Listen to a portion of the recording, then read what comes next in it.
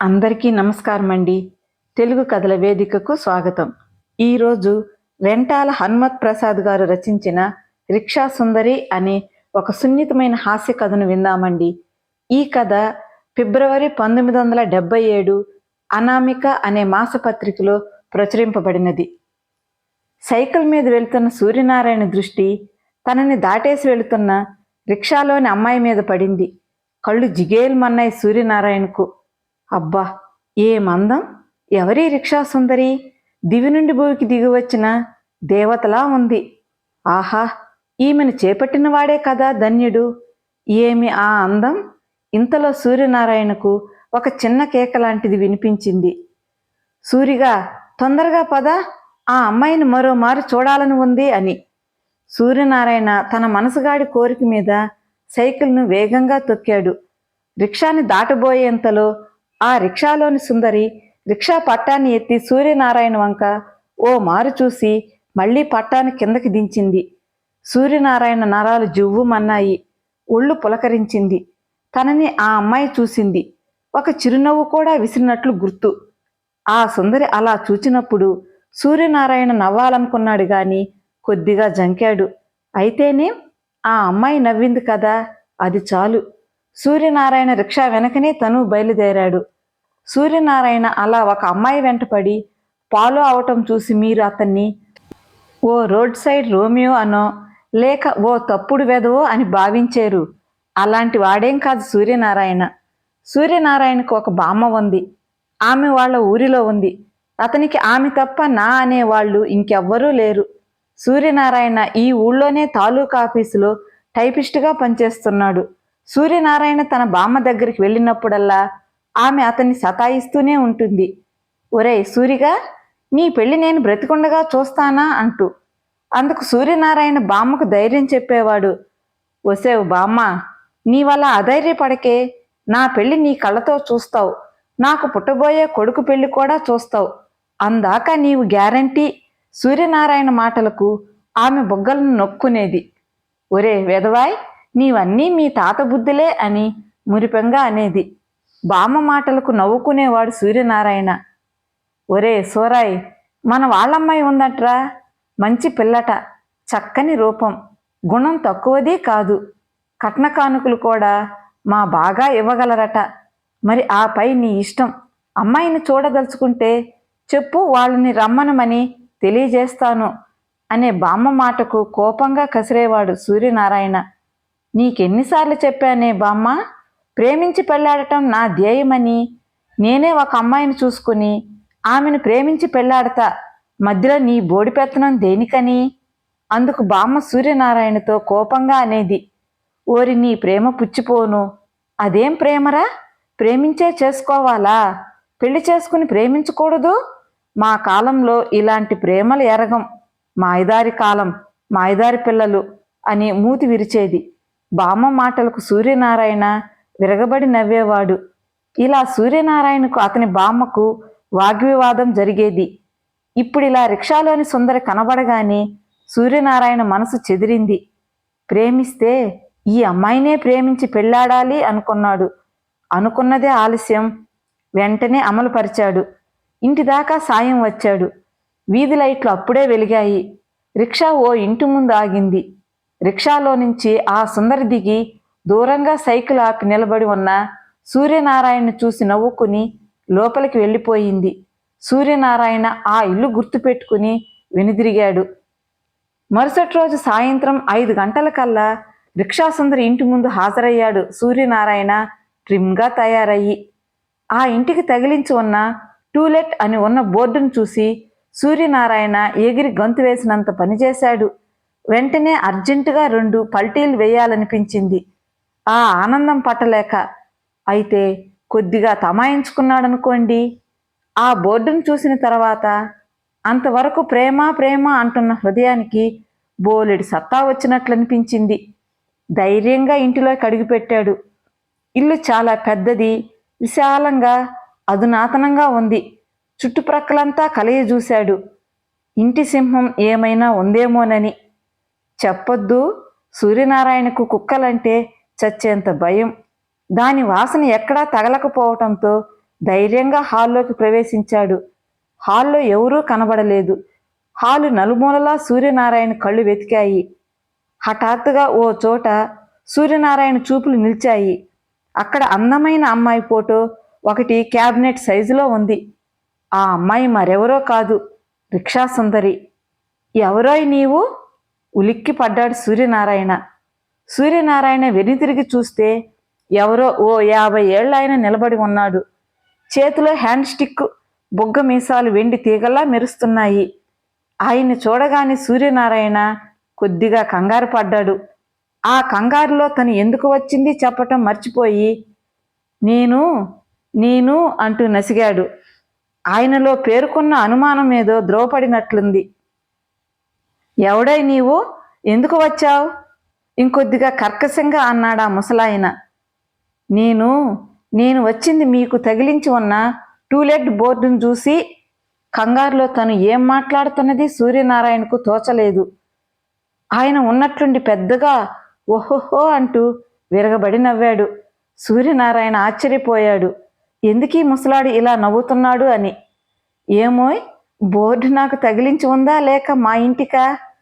అప్పటికి కానీ సూర్యనారాయణకు గుర్తుకు రాలేదు. తను ఏం మాట్లాడింది. గుర్తుకు వచ్చి సిగ్గుపడ్డాడు. నీ పేరేమిటోయ్ అడిగాడు ఆయన. సూర్యనారాయణండి, బుద్ధిగా జవాబిచ్చాడు. ఏం చేస్తున్నావు? తాలూకా ఆఫీసులో టైపిస్టుని. ఆహా, అలాగా.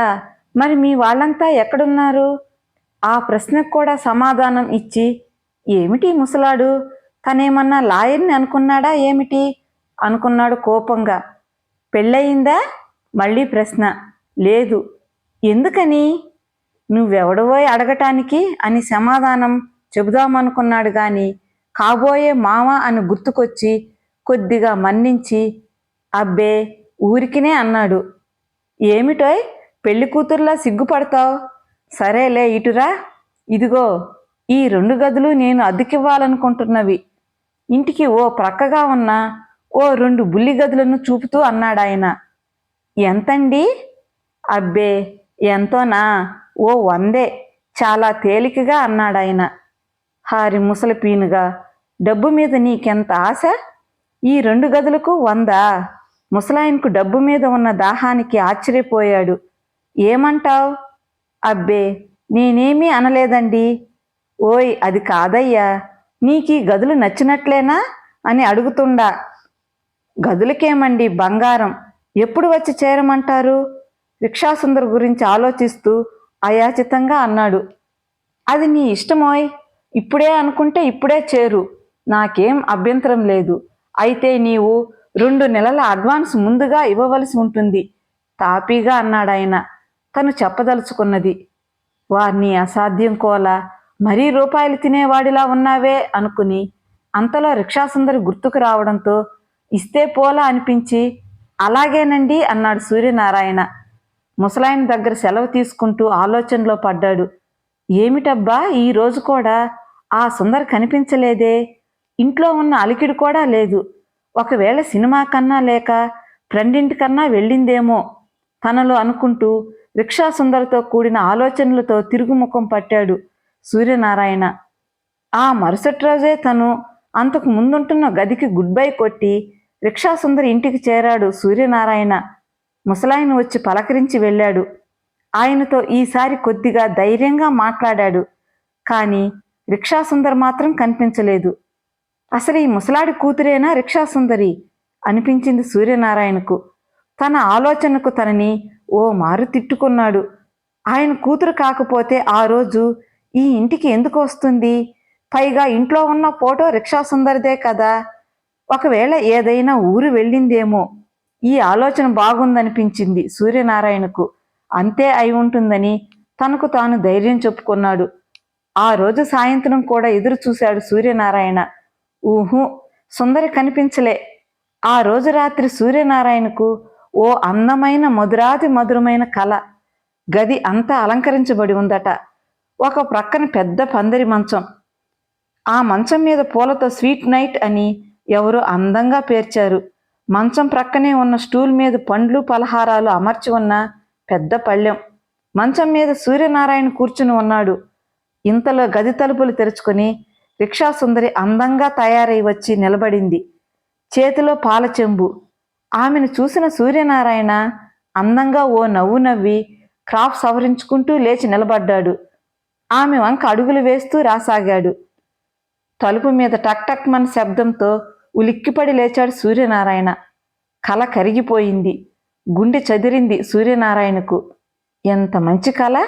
తన కలని దూరం చేసి ఆ తలుపు మీద టక్ టక్ మనిపించింది ఎవరు అనుకుంటూ వచ్చి తలుపు తీశాడు విసుగ్గా. అప్పటికి దాదాపు 12 అవుతుంది. తలుపు తీయగానే ఎదురుగా నిలబడి ఉన్న ఆకారాన్ని చూసి ఆశ్చర్యంతో తల మునకలైనాడు సూర్యనారాయణ. ఎదురుగా నిలబడి ఉన్న రిక్షా సుందరి ఓ చిరునవ్వు నవ్వింది. మీరా? ఆశ్చర్యంతో నోరు తెరిచి అన్నాడు సూర్యనారాయణ. అరే, నేను మీకెలా తెలుసు? చొరవగా లోనికి అడుగుపెట్టి మరి కాస్త ఆశ్చర్యంగా అంది. నాకు తెలుసులేండి మీరు, చిన్నగా నవ్వుతూ అన్నాడు సూర్యనారాయణ. అక్కడే ఉన్న కుర్చీలో చతికిలబడింది రిక్షా సుందరి. మా నాన్నగారు చెప్పారు, మా ఇంట్లో ఎవరో వచ్చి కొత్తగా చేరారని. పలకరించి అనిపించింది ఆలస్యం. ఇలా మీ దగ్గరకు వచ్చాను. రిక్షా సుందరి మాటలకు సూర్యనారాయణ మనసు ఎక్కడెక్కడో తిరుగుతున్నది. ఓహ్, తనెంత అదృష్టవంతుడు! రిక్షా సుందరిని చూస్తూ ఊహాగానంలో తేలుతున్న సూర్యనారాయణ ఉలిక్కి పడ్డాడు. మీరు సిగరెట్లు కాలుస్తారా అన్న మాటలకు. దేనికి? ఆశ్చర్యంగా అన్నాడు. ఒకటి కావాలి. ఎందుకు? తాగటానికి. మీరు సిగరెట్లు తాగుతారా అన్నాడు ప్రక్కలో బాంబు పడ్డట్లు అదిరి. ఏ, మీరు ఒక్కరైనా తాగేది? నవ్వుతూ అంది. ఏం మాట్లాడక ప్రక్కనే ఉన్న సిగరెట్ ఒకటి అందించాడు సూర్యనారాయణ.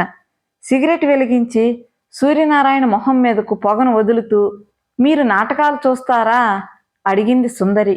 లేదు అన్నాడు సూర్యనారాయణ. నేను ఎలా ఉన్నాను ఈ డ్రెస్సులో? నవ్వుతూ అంది. చిన్నగా నవ్వాడు సూర్యనారాయణ. చాలా అందంగా ఉన్నారు. మిమ్మల్ని చూస్తుంటే ఇప్పుడు అనిపిస్తుంది మీరు ఎక్కడో డ్యాన్స్ ప్రోగ్రాం ఇచ్చి వస్తున్నారేమోనని. ఏం ప్రోగ్రాంలేండి, ఒకటే విసుగు. ఎప్పటి నుండో ఈ తల మీద వెంట్రుకలన్నీ ఒకటే మంట అంటూ నెత్తి మీద ఉన్న విగ్గును తొలగించింది రిక్షా సుందరి. ఆశ్చర్యం! రిక్షా సుందరి కాదు ఆమె. ఆడదానిలా భ్రమింపజేసిన ఎవరో వ్యక్తి. అతని కటింగ్ క్రాఫ్ట్ చూసి అదిరిపడ్డాడు సూర్యనారాయణ. నాకు చిన్నప్పటి నుండి నాటకాలు పిచ్చండి. ఈ మధ్య నావన్నీ ఆడవేషాలే. ఆడవేషాల్లో మనది అందివేసిన చెయ్యలండి. అవును, మీ నిద్ర పాడు చేసినట్లున్నాను. గుడ్ నైట్ చెప్పి అతను వెళ్ళిపోయాడు. సూర్యనారాయణ తల్లో ఏవేవో కంపనలు ప్రకంపనలు బయలుదేరాయి. ఒంటి మీద తెలివి తప్పింది పాపం అతనికి. కథ సమాప్తమండి. కథ నచ్చినట్లయితే ఒక చిన్న లైక్ ఇచ్చి మరిన్ని చక్కటి కథల కోసం నా ఛానల్ని సబ్స్క్రైబ్ చేసుకోండి. కథ విన్నందుకు ధన్యవాదాలండి. మరలా మరో చక్కటి కథతో కలుసుకుందామండి. అంతవరకు సెలవా మరి.